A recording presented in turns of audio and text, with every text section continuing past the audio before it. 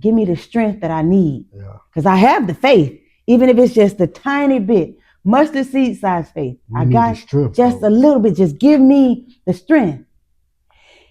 And time went on, and the doctors would come in and say, still, we just don't know. And they would peek in and be like, we're just checking on you. And he just, be laying there. Yeah. And month passed, and, a couple of months passed. And they said that, because initially he was in a medically induced coma. And I was so sure that after they stopped the medication, he's just going to wake up. Right. So they stopped the medication. They was like, okay, anytime now. And we just sitting, waiting, a day passed, 2 days passed. Like, why he not waking up? Well, that's not us. That's not the medicine. That's the brain. So the brain is just, and they come in and they open his eyes and they say, there's no, there ain't no activity. There ain't no brain activity. He's just not. It's very little, but as long as it's very little, very, very little, every milestone, no matter how small, was a milestone. Just another day. It was another way for us to just, continue to hold on. And we just held on until we couldn't hold on no more. And we still holding on almost 5 years later. And the results of unwavering, just you fought failure. You fought like hell. Yeah. Failure was just never an option. You got that strength though. You know what I'm saying? But I some people ask me, some people say, I don't think that I could have done it. And I'm saying, why? Why? I don't see how you couldn't have. When, we hear that. Because why? Well, it's hard. Yeah. It's definitely one of the hardest things I've ever done in my life. I don't think I'll ever do anything that was more difficult than this. Nothing. But man, it's worth it. You've done things that's so hard before. You like the result at the end, like it was so hard. Just seeing him like that for such a long period of time. But I was in it day after day. So I never really, it seems like the world stopped for me. But I would look and I say, look out the window at the hospital. Wonder where those people are going. What their life like? They're going to pick their kids up. They're about to go home and, make food and spend time. Where are they going? They don't care nothing about me. They don't know nothing about me. They don't care nothing about my son. If he died today, they wouldn't even care. The world go on. And I had to make sure, I said, my world has stopped. The rest of the world hasn't stopped. Right. When you have trauma, it's on you. And I just wanted to make sure when I went through it, and even after, my goal is to, I know when someone calls me and says, my child was just in an accident, or my sister, or my brother, or my dad, or my husband, or my wife, nobody's exempt. I don't care how much money you have. I don't care where you live. I don't care what you drive. I don't care what you got. I don't care how many assets, how many boats. None of that matters. When judgment day comes, none of that matters. You are not exempt. And that was another question I had for you. What advice would you give someone that's going through, or they loved one going through what you went through for a long time? You're not alone. You're not the only one. Right. This is happening every day. There's some mom right now, her phone just rung, and she's screaming, what?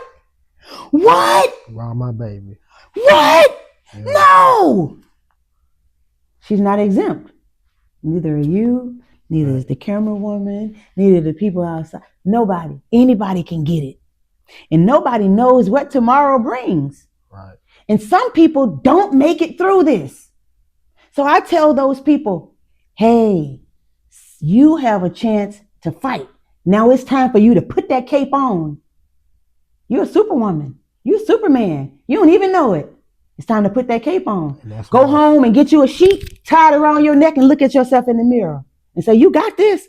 They depend on you. And that's why I said that Superwoman type shit. They depend on you. My husband was depending on me to be strong. Yeah. My daughter was depending on me to be strong. Yeah. My sisters were depending on me because when they called for an update, they didn't want to hear me saying, I just don't know. They said, hey, we fighting around here. Right. I'm saying, I hear what they saying. We fighting around here. God said different. Yeah, well, there's some days that I just cry. I still cry. Right. Just every week. I can still see my son limp past, and I might just cry a tear of happiness and sadness at the same time because his life was altered immediately. My son was living his best life in LA. About what? Like he was at the peak. Like he was, but we'd worked for that. Facts. You know, since he was 10 years old. You know, acting class, DJing school, DJ camps, vocals, hip hop, dance. You know, keeping him in the right environment, around the right people, around the right mentors, at the right churches, around the right men, around, you know, all of this. You can do all the right things.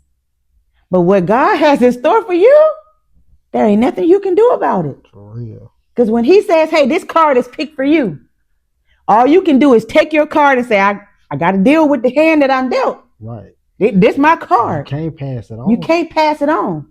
And you don't want nobody else's card. Exactly. Because if you go in a room and everyone is sitting down and there's a table and everybody has card flipped over and you be like, oh, he fly. He nice. Let me see. Do I really want to know what's under his card? Do I want to know what's under her card? Because I can take her card. Oh, I see sitting next to her, she's got Bentley keys. Oh, he got them Lambo keys. But do I really want, if I flip that card over? Do I want to take his card? Right. No, I'm going to take this card that I got because I know what I deal with. I can flip your card over and say, oh my God, this man, he has all this, but he's got terminal cancer. He's got 17 days to live. And I just took his card. I'm going to take what I have and deal with the card that God gave me. Nah, facts.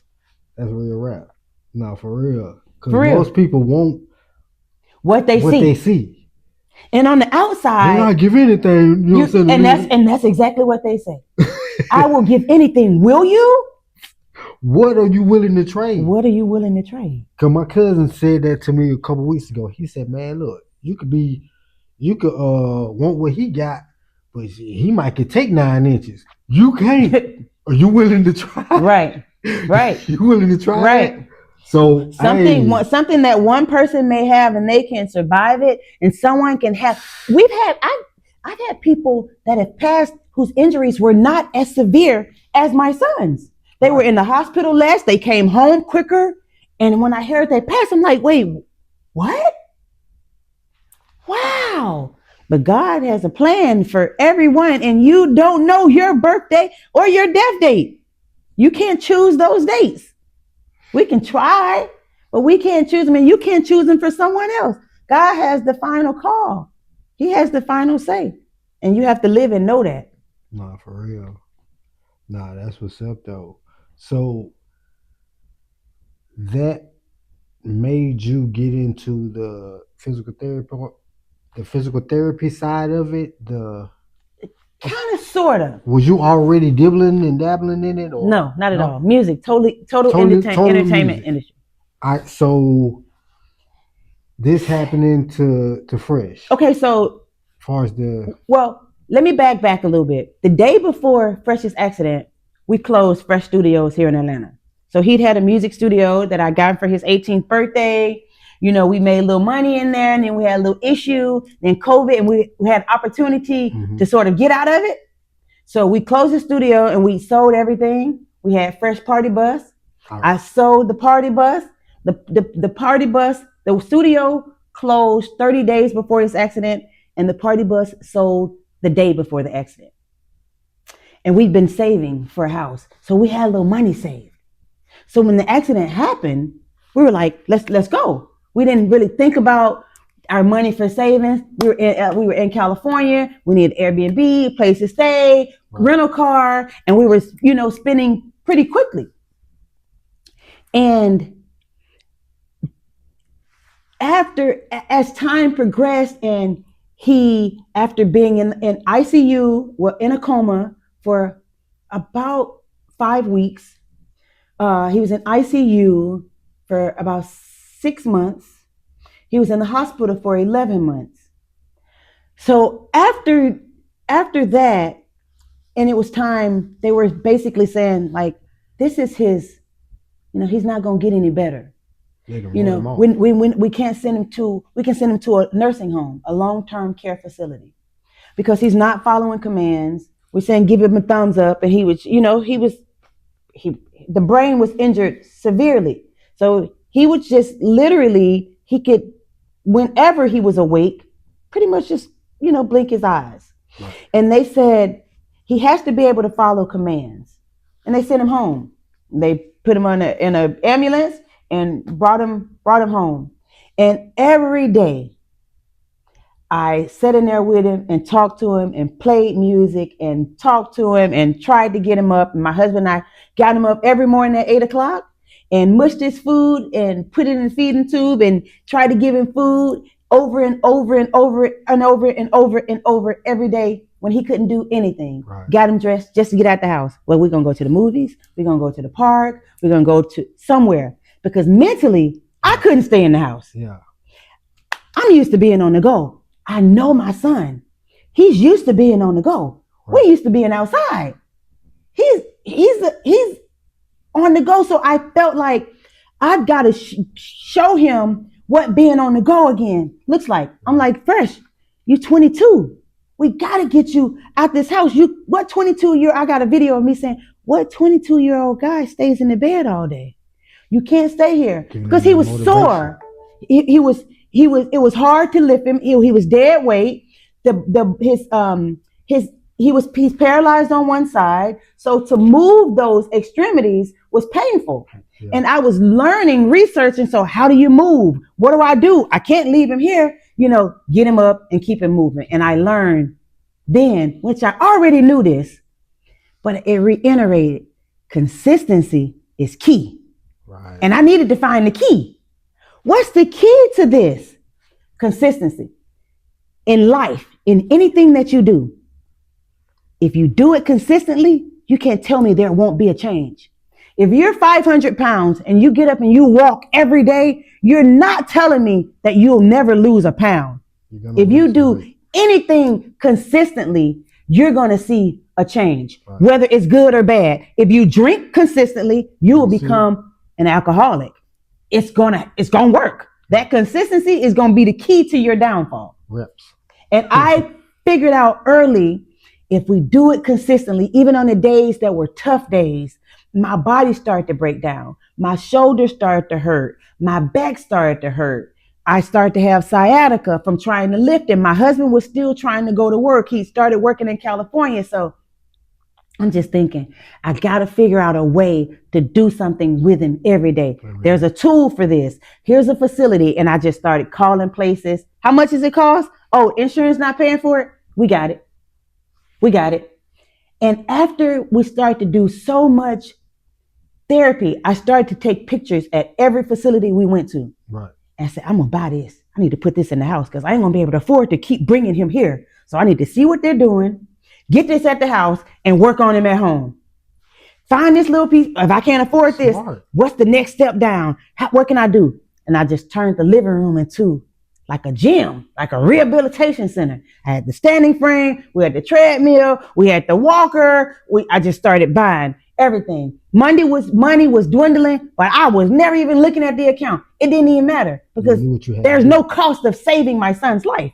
We can get that money back. Right. Even though we had been hustling for it for years, a long time, back, but you can't get it back.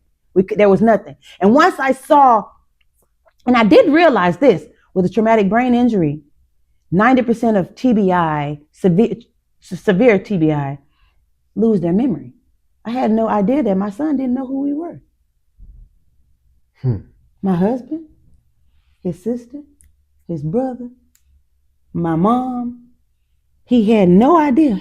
We didn't know that, but the more I started to read, and I was like, oh, that's why, because people would say, he looks at you like he just madly in love, because whenever he could open his eyes, he'd just be like, he's trying to figure out, he's trying to catch it again. He probably recognized my voice, but I was constantly in his ear saying, hey, it's your mama, I love you. And that's what made me start to say, hey, this so-and-so, your dad says, or your brother's on the phone, or talk to so-and-so. Do you remember so-and-so? Right. And over time, he started to do everything that I attempted. AEIOU. That's what we were paying these people, $660 per visit. And he was going 3 times a week. And do the math. And wasn't getting that from it. $660 a visit. He was going 3 days a week. That's over $1,800 per week. I was really swiping. And I ain't really seeing no results. Swiping. But I was catching everything that they were doing. But it was so expensive. Right. They were using the red eye. They were saying AEIOU. And I was like, it's that simple? I'm paying y'all this la la la la fa la la la la. I'm literally saying this it 45 minutes. See y'all Wednesday. I got you. I'm like, oh, okay. So they would say, don't record. We don't want you to record. I bought the Ray-Ban glasses with the camera on the side. The guy said the light gonna come on. You put a little piece of dark tape on there. So I got the glasses. So every time I come in, if I can't record on my phone, hit the button. It's attached to my glasses. I see everything. Go home and download it and zoom in. Oh, that's true. Oh, SciFit. Oh, see, True, SciFit. These are all of the brands. So I'm gonna have to get this. And I started to say, I need to open this type of facility. Not just for my son, because this is something that he's going to need forever. Right. I've come to the conclusion. When you lose weight, when you make a lifestyle change, when you begin to be a bodybuilder, you begin to be a bodybuilder forever. When you begin to be a farmer, you farm forever. It begins to be a lifestyle change. It's a part of your life. Right. So you're going to do everything in your power to keep that lifestyle. And I said, if you start to get chicken and get eggs, you're going to constantly want them eggs. You're going to need to keep producing. If I want him to continue to excel, he's going to have to get this forever. Right. I came to that conclusion. After 2-3 years, he's going to have to do this forever. Okay, so now people are starting to reach out. We're blowing up on TikTok, Instagram, Facebook, YouTube, millions of views everywhere. They're starting to tag me in all the posts. Anytime something happens with someone, tag. And I see they're tagging me. Can you help this lady? Help this lady. Call this. It's Fresh Mom. Just contact her. Here's her email. So they start emailing. And I would say, wait a minute now. I ain't got time for this. I'm trying to save my own son. But can I say that? Because when they call my son, I felt everything that they said. As soon as they started crying, my heart started to melt. Even when I want to say, I'm tired. I don't have time for this. I just want to relax. God said, pick up the phone. I'm like, hey, I know don't leave him. That's all I can tell you. You don't know what's going to happen if you leave. Experience. They're saying that they don't think he's going to make it. If you leave, you don't know what's going to happen. So that if you leave, that's all I would really first push in. Don't listen to what they say, but talk to God.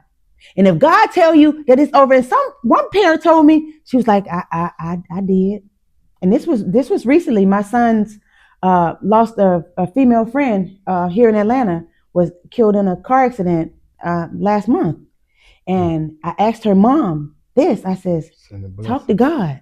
I said, you got to ask God if he's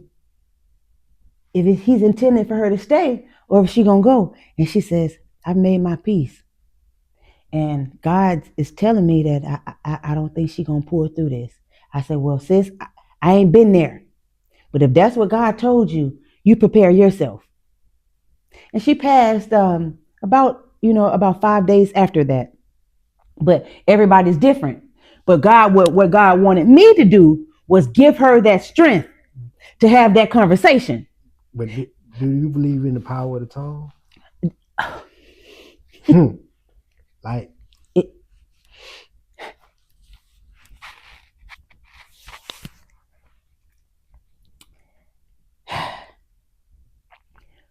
Just as much as the power of God.